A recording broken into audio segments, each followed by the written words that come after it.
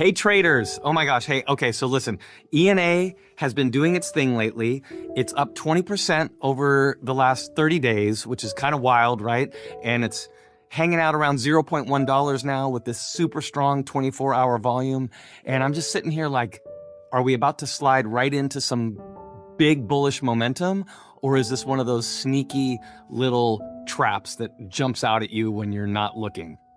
So here's the deal. We just posted our latest ENA price prediction with all the key support levels and targets and all that good stuff over on our Patreon. And honestly, the tester plan is just 10 bucks.